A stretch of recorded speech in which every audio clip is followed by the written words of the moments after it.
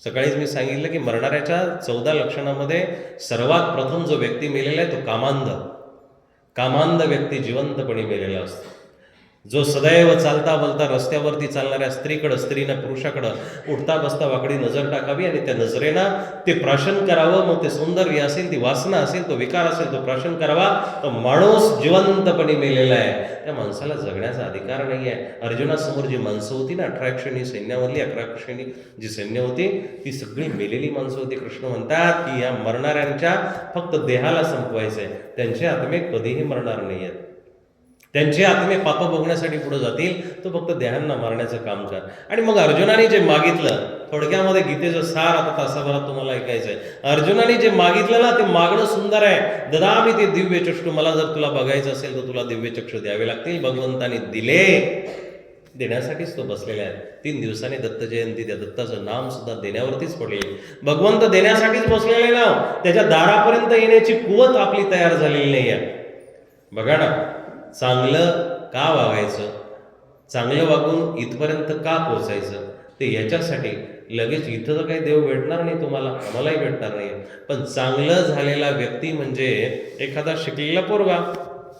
तो शिकलेला पोरगा 15वी शिकतो, BCom होतो, MCom होतो, LLB होतो आणि एखाद्या इंटरव्ह्यूवर पर्यंत जातो. रिझ्युमे घेतो, त्यांनी 4-5 पानं लिहिलेली, त्याच्यावरती टाईप केलेली आणि ती पानं घेऊन तो गेलेला आहे.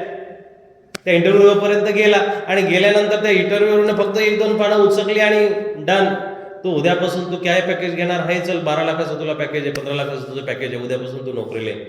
15 वर्ष 17 वर्ष त्या मुलाला शिकायला लागली, पण अवघ्या 2-3 मिनिटामध्ये तो पात्र झाला आणि त्याचं सिलेक्शन झालं. उद्यापासून तो नोकरीला येणार आहे. आपलंही तसंच आहे. पुण्यकर्म का करायचं, चांगलं कशाला वागायचं, देवाच्या दारामध्ये का यायचं, याच्यासाठी यायचं की जेव्हा त्याच्यासमोर आपण उभं राहू ना, तर तो ज्यावेळेस आपल्याकडे 2-3 क्षणासाठी बघेल, त्यावेळेस आपली पात्रता त्याला दिसली पाहिजे. तुम्ही पात्र आहात की वेस्टेज आहात, तुम्ही टाकाऊ आहात की टिकाऊ आहात, हे त्याला दिसण्यासाठी आपल्याला ह्या सिद्धींना साधायचं आहे. ही साधना करायची आहे. दररोज मंदिरात का यायचं, याच्यासाठी यायचं की हे पळपळ साचत चाललं. 1-1 रुपया तुम्ही साचवता तो प्रपंच करण्यासाठी, उभारण्यासाठी.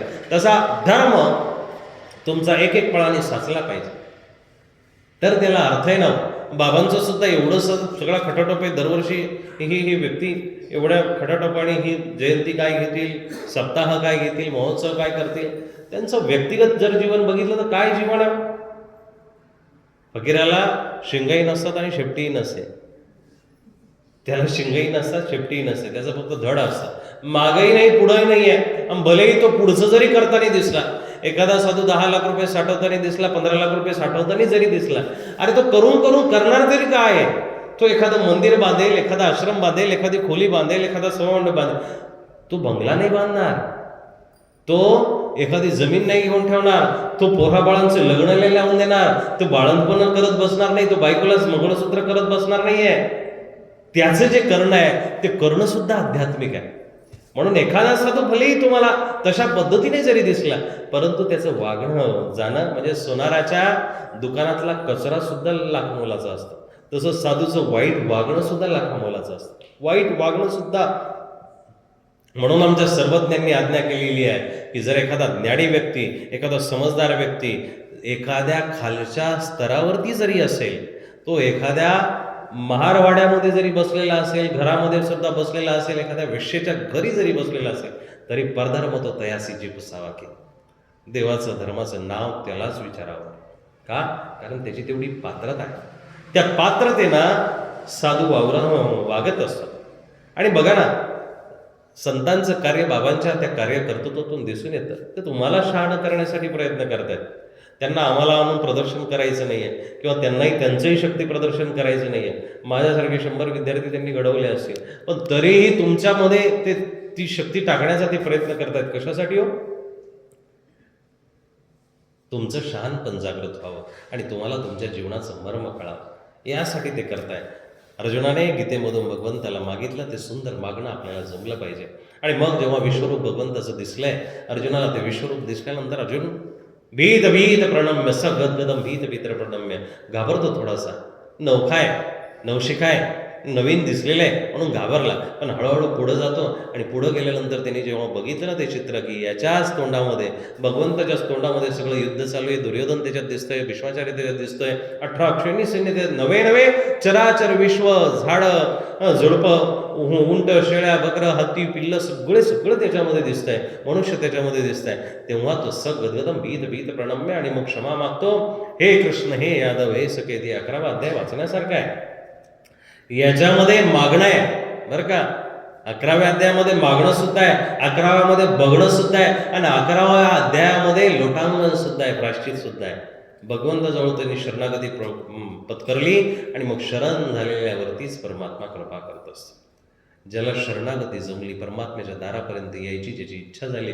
बाहेरून जाणारे बरेचसे जीव आहे, 2 पावलं मधी टाकून जो खऱ्या अर्थानं पुढं येतो ना, त्याच्यासाठी 2 पावलं परमात्मा सुद्धा पुढं येत असतो. इथल्या चराचरामध्ये, इथल्या कणाकणामध्ये त्याचं सामर्थ्य तेव्हाच जागृत होतं जेव्हा आपण त्याला भेटायला येऊ. हे लोहचिंबक आहेत. लोहचिंबकाला कधी जर बघितलं असेल तर त्याच्यामध्ये 2 प्रकारच्या शक्ती असतात. जर त्याला विरुद्ध बाजूला लावलं तर ते जितकं जवळ न्याल तितकं ते लांब फेकल्या जात असतं. पण त्याच्यामधली जर प्लस जर ती बाजू जर पुढं जर लावली तर ते जसं जवळ येईल ते पटकन खेचत असतं. आपल्याला ह्या मनुष्य जन्माचं सार्थक करण्यासाठी भगवंताच्या जवळ जाऊन आपल्याला ती शक्ती जागृत करावी लागेल. बघा ना, 5 पांडव आहेत, आजूबाजूला भरपूर माणसं आहेत, 100 कौरव आहेत, एवढं मोठं यादव कुळ आहे, एवढं मोठं कुरुकुळ आहे, एवढं मोठं पंडुकुळ आहे. पण त्या हजारोच्या लाखोच्या गर्दीमधून एक अर्जुन जो भगवंताने शोधला ना, देवाच्या नजरेमध्ये हे संत महात्मे अर्जुन आहेत. ईश्वराच्या नजरेमध्ये ही महात्मे जी आहेत ना, हे अर्जुनासारखे आहेत. उगाच कुणालाही त्यांनी पिवळं केलेलं नाही आहे, उगाच त्यांनी कुणालाही गुलाबी केलेलं नाही आहे. भलेही ते तुम्हाला तुमच्यासारखं साधारण वर्तन करताना दिसत असतील, परंतु त्यांची किंमत त्या कृष्ण भगवंताला माहिती आहे, त्याची किंमत ईश्वराला माहिती आहे. म्हणून हे गीतेचे संदेश आहेत, गीतेनं दिलेले संदेश आहेत. गीतेचे संदेश तुम्हाला समजून घेण्यासाठी गीतेमध्ये डोकावं लागेल. आज गीता जयंतीच्या निमित्ताने गीतेमधला एक एक शब्द जरी घेतला ना, तो एक एक शब्द तास 2-2 तास सांगण्यासारखा आहे, 2-2 तास सांगण्यासारखा आहे. दानाविषयी बोलू नका. बघा ना, भगवान कृष्णाच्या ठिकाणी जर तुम्ही बघितलं ना, तर सगळं त्याच्या ठिकाणी तुम्हाला दिसेल, त्याच्या ठिकाणी सगळं काही दिसेल. समुद्रामध्ये द्वारका करणारा आर्किटेक्ट कोण असू शकतो आजच्या जगाच्या पाठीवरती? तो छत्रपती शिवाजी महाराजांचा पुतळा बांधला होता, 1-2 वर्षामध्ये त्या आर्किटेक्टने बांधलेला पुतळा पडून गेला, ऑब्जेक्शन आलं. अहो, त्याची द्वारका त्याला बुडवावी लागली, एवढा जबरदस्त आर्किटेक्ट. आणि विशेष म्हणून तुम्हाला मी सांगतो, माझ्या वाचनामध्ये आलेले आहे, त्या द्वारकेला खाली पायाच केलेला नव्हता. ती अशा पद्धतीने तिथं त्या पाण्यावरती बनवलेली होती. पहिलं असं काहीतरी मटेरियल होतं, म्हणजे जे रामसेतूमध्ये मटेरियल किंवा दगड वापरले गेलेले आहेत त्याच्याविषयी तो संदर्भ मी जोडतोय, की ते रामसेतूमध्ये जे वापरलेले दगड आहेत, तेही दगड आजचे संशोधक म्हणतात की ते विशिष्ट प्रकारचे दगड आहेत की जे पाण्यामध्ये बुडत नाही. कदाचित तेच मटेरियल द्वापार युगामध्ये भगवान कृष्णांनी वापरलं, आणि त्याच्यावरती हा संशोधनाचा विषय आहे. परंतु त्याच्यासारखा आर्किटेक्ट कोणी आहे का? 7 त्या एका बांबूच्या पोकळीमधून, 7 सुरांमधून, 7 छिद्र्यांमधून असा मधुर सुंदर वेणुगीत काढणारा, असा सुंदर मुरलीधर वाजवणारा संगीतकार जगाच्या पाठीवरती कोणी झालाय का? अहो, आपल्याला आपल्या घरातली माणसं बोलवता येत नाहीये, त्यांना धरून ठेवता येत नाही, त्यांना जपून ठेवता येत नाही. एकाला धरलं तर दुसरं रुजतं, दुसऱ्याला धरलं तर तिसरं फुगतं, आणि सगळ्यांना धरायचा प्रयत्न केला तर आपल्या मनाचं मारण होतं. माता माऊल्यांचं बऱ्याच वेळा असं कधीतरी बजेट कोलमडतं, सगळ्यांचं मन राखायला गेलं का आपल्या मनाचे हार्मोन्स इनबॅलन्स होऊन जातात आणि मग त्याची ट्रीटमेंट कोणाला तरी घ्यावी लागते. जमत नाही ना. पण त्याला बघा, त्याला 16 सहस्त्र नारींमध्ये राहून सुद्धा सगळ्यांचं मनोगत कळतंय, पोरांच्या मागण्याही कळतायत. एक प्रसंग खूप सुंदर आहे, तो आता गीतेचं त्याच्यातून थोडंसं राहील, माझं चिंतन राहील, जे चिंतन करून आलं होतं.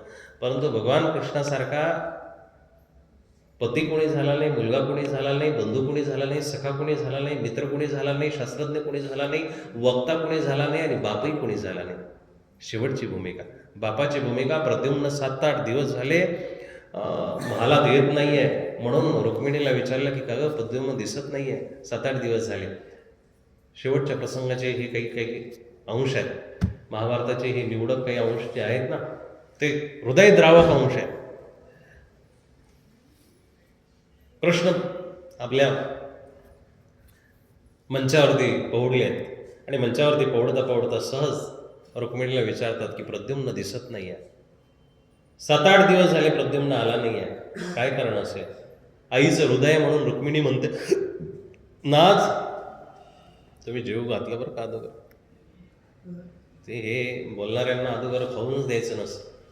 त्यांना ढेकर काय येतील, ते मध्येच पाणी प्यायची इच्छा काय होईल.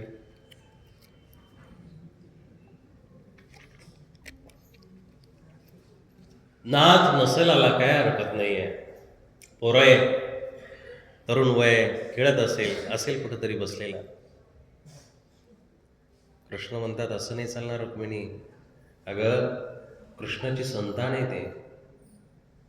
कृष्णाची संतान जर अशी आईबापापासून 7-8 दिवस जर बाजूला राहिली तर पुढच्या पिढीला संदेश काय जाईल? अरे 7 दिवस झाले तो माझ्या महलामध्ये आलेला नाही, माझ्या पायाला स्पर्श केलेला नाही आहे. 7 दिवसापासून जर प्रद्युम्न गायब आहे तर नक्कीच कृष्णाची संतान सुद्धा बिघडलेली आहे. आणि मग याचा निर्णय करणारा कृष्ण भयानक रूपाचा असेल तर तुला पाहणार नाही. रुक्मिणी कानाला हात लावते, नाथ अशा पद्धतीचे काही तुम्ही वचनं घेऊ नका, अशा पद्धतीचे काही वाणी अभद्र बोलू नका, माझं लेकरू असं भरकटणार नाहीये. रुक्मिणी अगं भरकटलाय, कशाला विचारपूस करते आणि कशाला त्याच्यावरती पांघरून घालण्याचा प्रयत्न करते. तो यादवांसोबत बळीदादा त्याला घेऊन जातोय, नको नको त्या पोरांमध्ये ते बसतायत, रात्रभर नाचगाणे लावतायत. आणि मग भगवान कृष्णाच्या मनापर्यंत ही जेव्हा ठाव जातो तेव्हा तिथं कृष्ण दुखावत नाही, तिथे एक बाप दुखावतो आणि म्हणतो की पुढच्या पिढीपर्यंत हे गेलं नाही पाहिजे, म्हणून या यादवांच्या कुळाचा मला नाश करावा लागेल. हे भगवान कृष्णाचं स्वतःच्या पायापासून बघणं आहे, हे बापाचं बघणं आहे. तो दुसऱ्याच्याच कुळाला नाही, गांधारीला सुद्धा तो शाश्वत करून ठेवतो. तुझा कुळ मी जर संपवलाय ना तर तुलाही मला शाप देण्याचा अधिकार आहे की माझं सुद्धा कुळ संपेल. आणि तिच्या मुखातून बोलवणारा तोच आहे, त्या गांधारीच्या मुखातून सुद्धा बोलवणारा तोच आहे. गांधारी शाप देते म्हणजे तिच्या मनाने देते का? त्याचं सामर्थ्य, त्याचा प्रभाव. अम सर्वस्य प्रभाव मत्त सर्वम प्रवर्तते. काय त्याचा प्रभाव आहे? तुझे निडळे कोटी चंद्रप्रकाश आहे. त्याच्या निडळावरती ज्ञानेश्वर माऊली म्हणतात की 1000 कोटी चंद्रप्रकाश उजळून टाकावे, एवढा त्याचा प्रभाव आहे, प्रकाश आहे, एवढी त्याची आभा आहे. आणि त्याच्यासमोर गांधारीसारख्या एका बाईला बोलावं आणि त्याला शाप द्यावा असं घडू शकतं? नाही घडू शकत. पण तो बोलविताही तोच आहे, तो वदविताही तोच आहे. गांधारी तुला अधिकार आहे. हात जोडून तो राजमाता उभा राहतो, हात जोडून तिच्यासमोर उभा राहतो आणि म्हणतो माते तुला अधिकार आहे. तुझं कुळ जर नासलं असेल, तुझं कुळ जर संपलं असेल तर माझ्याही कुळाला तू बोलू शकतेस. आणि ती त्याच्याच आज्ञेनं बोलते. बघा ना, ती त्याच्याच आज्ञेनं बोलते. कृष्णा, अरे हा अन्याय वाटेल, तुझी प्रतिमा डागाळलेली नसावी, तुझ्या प्रतिमेला कलंक नसावा म्हणून तुझ्या कुळाचा काय विचार केलाय? दोघांचं संभाषण आहे. कृष्ण म्हणतो जसं इकडं झालं ना तसं तिकडं पण होणार आहे. आणि मग शेवटी बघा तो दारुक, ते हे थोडेसे त्या आमच्या कृष्णकथेतले मुद्दे. तो दारुक शेवटी जाता जाता शेवटच्या समयाला जेव्हा सोरटी सोमनाथला भगवंत बसतात तेव्हा ते दारुक विचारतो रथामध्ये बसले, नाथ राजन, तुम्हाला वाटत नाही की तुम्ही खूप एकाकी झालेले आहात? एकटं एकटं ते सोरटी सोमनाथला जायचं, तिथं वडाच्या खाली बसायचं, पिंपळाच्या खाली बसायचं, दररोज बसायचं. भगवंत म्हणतात हे मी माझंच आचरण करतोय दारुका, तुला समजणार नाही, हे माझंच आचरण आहे. माझं आचरण म्हणजे काय? 13व्या अध्यायात आहे, अरतीर जनसंसिद्धी. ज्याला लोकांमध्ये संसिद्धी नाहीये, अरती आहे. अरती म्हणजे आवड नाहीये, अनावडी आहे. ज्याला जास्त लोकांमध्ये बसू वाटत नाही, गप्पा मारावा वाटत नाही, ज्याला जास्त टाइमपास करावा वाटत नाही, ज्याला नुसतं चंगळमंगळ मस्तपैकी हातावर हात घालून हात टाळ्या देऊ वाटत नाही, हे भगवंताने साधकाचं आचरण सांगितलेले. भगवंत म्हणतात की अरे मी अर्जुनासाठी नाही सांगितलं, हे माझ्यासाठीचं आचरण आहे, अरती जनसंसिद्धी. मला ह्या लोकांमध्ये बिलकुल रती नाहीये, आवड नाहीये, मला त्याच्यामध्ये जायची इच्छाच नाही. हे भगवंताने अर्जुनाला सांगितलेले शब्द आहेत. पण असा एकमेव अवतार सर्वज्ञ चक्रधर प्रभूंचा आणि भगवान गोपाल कृष्णाचा असा अवतार आहे, ते जे बोलतात ना ते करण्याची स्वतः ताकद ठेवतात, भूमिका सुद्धा ठेवतात. ते जे बोलतात तेच करण्याचे. आणि इतक्या महान असलेल्या परमार्गाचे आपण सेवक आहोत. मग आपण सुद्धा नुसतं हे ऐकून सोडून दिलं पाहिजे का हो दादा? नळे गेले सोनारे, इकडून तिकडे गेले, अरे रात्रीचं प्रवचन लय भारी होतं बरं का, दुसऱ्या दिवशी आज कोण बाबा आहे, अमका अमकाय, मग आज काय सांगणार, हो रात्रीचं त्याच्यापेक्षा भारी होतं, आजचं त्याच्यापेक्षा भारी, 7 दिवस सप्ताह, 8व्या दिवशी परत चालले केळं पिकवायला, चालले केळं तोडायला. काय हे जीवन आहे का हो आपलं? कुठंतरी काहीतरी वर्षभर तुम्ही जे पीक घेता त्या पिकाचं काहीतरी फलित बघत असता, बरोबर आहे? काहीतरी फळ निघेल, मग त्यातून 10 लाख येतील, 5 लाख येतील, मग पुढचं असं प्लॅनिंग तसं प्लॅनिंग. अहो, हे प्रवचन ऐकल्यानंतरचं प्लॅनिंग काय आहे हे कोण सांगणार? हे कोणी ठरवायचं? आजचं प्रवचन ऐकल्यानंतर बाबा तुम्ही ही एक प्रकारे तुमची ती पोचपावती प्रत्येक वक्त्याला दिली पाहिजे किंवा आयोजकाला दिली पाहिजे.